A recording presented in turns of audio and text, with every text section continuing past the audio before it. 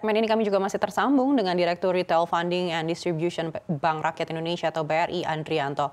Pak Andrianto, di segmen sebelumnya kita sudah berdiskusi terkait strategi BRI untuk mencukupi kebutuhan uang tunai masyarakat dan cara BRI memaksimalkan jaringan kantor fisik hingga e-channel di masa libur Lebaran. Berbicara mengenai e-channel, tentunya menarik untuk membedah lebih jauh, terutama kaitannya dengan platform perbankan digital BRI, yakni Brimo. Bagaimana ekspektasi Bapak terhadap dampak performa Brimo di awal 2024 ini? Utamanya dengan ditunjang momentum libur panjang Lebaran 2024. Ya, terima kasih Mbak Ana. Memang akhir-akhir ini pun juga kami lebih dorong Brimo untuk bisa lebih sound lagi gitu ya. Terutama apalagi ini adalah momentum di mana semestinya nasabah-nasabah kami pun juga bisa memanfaatkan Brimo ini untuk bisa transaksi secara self-service gitu. Dan ini pun juga kami expect bahwa apa yang memudahkan nasabah terkait dengan penggunaan Brimo dan juga apa yang dipisahkan oleh Brimo untuk bisa mengcover kebutuhan nasabah. Kami sangat berharap bahwa apa yang sudah terjadi di tahun lalu, yaitu pas di masa liburan seperti ini Mbak Anu, tahun lalu kami mencapai transaksi finansial itu lebih dari 200 juta gitu ya, selama liburan aja gitu. Kemudian volume yang bisa kita dapat itu mencapai 300-an triliun lebih. Ini artinya sebetulnya jawaban dari apa yang kami tawarkan kepada nasabah, di mana nasabah sudah bisa merasakan apa yang manfaat-manfaat dan juga keunggulan yang bisa diberikan Brimo atas kebutuhan yang mungkin dirasakan oleh nasabah.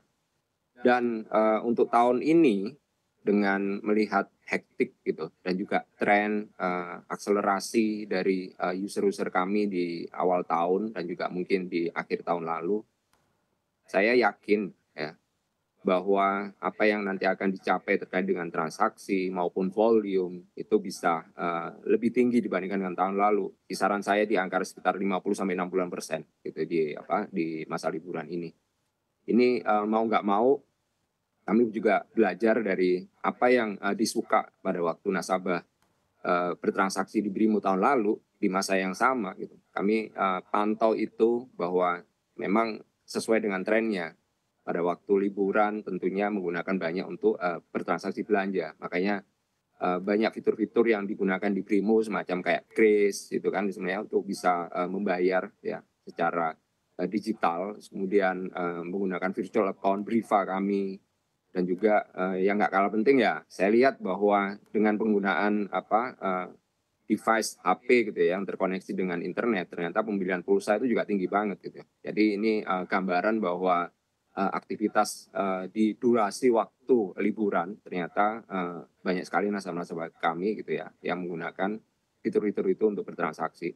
Dan saya yakin di tahun ini pun nggak kalah tingginya gitu ya dibandingkan dengan tahun lalu, mungkin juga ditambah dengan beberapa fitur-fitur yang mungkin bisa digunakan karena di tahun ini pun juga kami juga menambahkan beberapa fitur yang menarik gitu, terutama terkait dengan investasi. Itu Mbak Ana kira-kira. Baik, lalu bagaimana target perkembangan yang BRI bidik untuk platform digital Brimo pada 2024 dibandingkan capaian pada 2023? Misalnya dari sisi transaksi, user, hingga nominal dan merchant yang digandeng. Ya, makasih Mbak.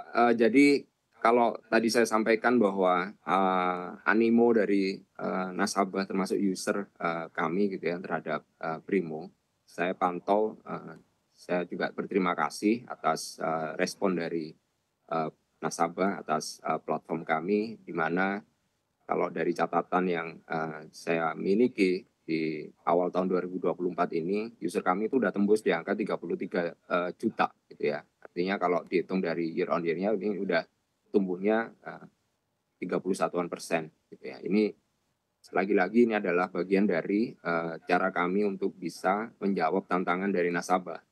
Tentunya tantangan ini selalu kami jawab dengan perbaikan-perbaikan, penguatan, ya, membuat experience yang baru. Ya, mudah-mudahan competitiveness dari aplikasi kami ini membuat nasabah kami dan user kami betah, gitu ya. Stay around with Birmo. Kemudian transaksi pun juga kalau di nominalnya ya, transaksi itu jumlahnya itu sekitar hampir 1 miliar gitu ya. Ini tumbuhnya sekitar 55% gitu ya setahun. Dan kalau volumenya itu 1.251 triliun ya. Jadi dengan pertumbuhan yang mungkin hampir sama dengan transaksi finansial yang tadi gitu. Dan juga ada beberapa yang kami kuatkan di dalamnya ya. Tentunya karena kami sangat tahu bahwa user-user Brimo kami untuk menggunakan Brimo tentunya untuk bertransaksi. Jadi kami sediakan banyak akses untuk pembayaran. Kami punya titik akses itu sekitar lebih dari 3.000-an gitu ya. Kemudian kami pun juga mengikuti journey dari nasabah. Pada saat nasabah ingin bertransaksi lintas negara pun juga kami fasilitasi, di mana kami connect dengan lebih dari 100 negara.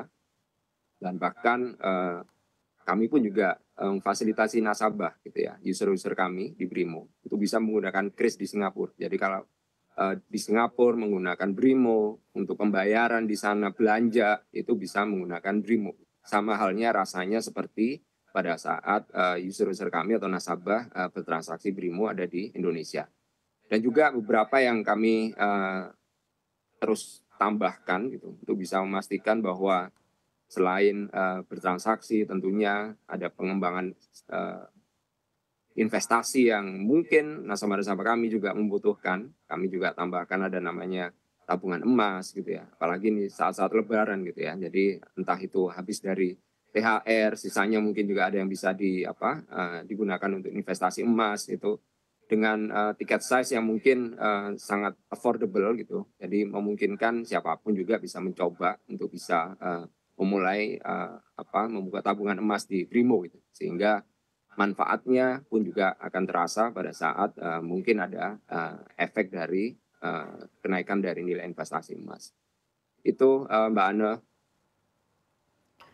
Baik, Pak Andrianto, mengenai Brimo, bagaimana strategi yang sudah dipersiapkan dan juga tengah dijajaki BRI untuk bisa meraih target perkembangan yang diincar pada 2024, utamanya cara perseroan untuk memposisikan agar platform digital banking Brimo bisa menjadi pilihan masyarakat untuk bertransaksi. Ya, Brimo ini mau nggak mau terus akan mengikuti journey dari nasabah. Kami pun juga akan pelajari ya ekspektasi nasabah ke depan pun juga akan kita ikuti, termasuk juga hal-hal yang saat ini dibutuhkan. Oleh karena itu semua yang menjadi titik-titik di mana nasabah kami berkeinginan untuk bertransaksi yang diakomodasi oleh Brimo tentu akan kami fasilitasi. Tadi saya sudah sampaikan terkait dengan maraknya investasi, fitur-fitur dan keragaman dari jenis-jenis investasi pun juga akan kami lengkapkan ada di Brimo. Ini juga bagian dari ternyata tren dari nasabah-nasabah kami ingin melakukan transaksi investasi itu jauh lebih mudah. Sehingga ini akan terus kami perkuat dan juga kami perkaya variasi-variasi fitur terkait dengan investasi. Kemudian kami juga terus melengkapi gitu ya terkait dengan hal-hal yang sifatnya lifestyle gitu ya. Ini berarti hal-hal yang mungkin ada kaitannya dengan hari-hari ya, mungkin terkait dengan belanja kebutuhan hari-hari gitu, groceries misalkan, itu pun juga pasti akan kami hadirkan gitu ya untuk bisa memudahkan nasabah, sehingga seperti yang tadi saya sampaikan gitu ya, stay around Brimo gitu ya, jadi nggak usah kemana-mana gitu ya. Kalau misalkan butuh apa-apa itu Brimo bisa mensolusikan banyak hal. Kemudian kami juga akan terus pertajam lagi gitu ya penggunaan teknologi AI. Jadi ini adalah satu hal yang kita bikin supaya personalisasinya jauh lebih tajam ya, termasuk juga offers dan rekomendasi itu lebih individualized gitu. Orang itu kalau misalkan disentuh secara individu dan personalized gitu, mudah-mudahan sentuhannya dan engagementnya akan lebih baik gitu, sehingga apa-apa yang memang bisa disampaikan dan ditawarkan oleh Brimo gitu, mudah-mudahan mempunyai nilai akseptasi yang tinggi gitu ya. Kemudian kami pun juga ada beberapa yang kami tambahkan terkait dengan tadi saya sudah singgung cross border payment gitu ya. Kami pun juga akan perluas jangkauan, tidak hanya berhenti di Singapura, kita akan terus tambah beberapa negara yang mungkin akan kita kerjasamakan untuk layanan cross border payment. dan juga beberapa yang mungkin dalam waktu dekat ya kita bisa lakukan terkait dengan transaksi yang basisnya memang benar-benar basisnya adalah kebutuhan hari-hari gitu ya, groceries gitu ya, kemudian mungkin untuk hobbies gitu ya ada di sana, bahkan untuk kemudahan investasi yang lainnya ya.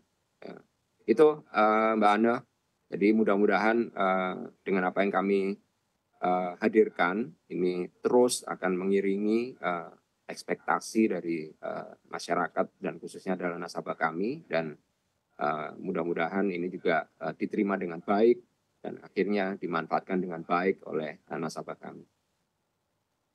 Menjadi harapan kita bersama. Sekali lagi terima kasih banyak Pak Andrianto selaku Direktur Retail Funding and Distribution Bank Rakyat Indonesia atau BRI atas beragam informasi yang disampaikan kepada kami. Semoga dilancarkan untuk target-target yang sudah dicanangkan oleh BRI. Sehat dan sukses selalu Ya, untuk Anda. terima kasih.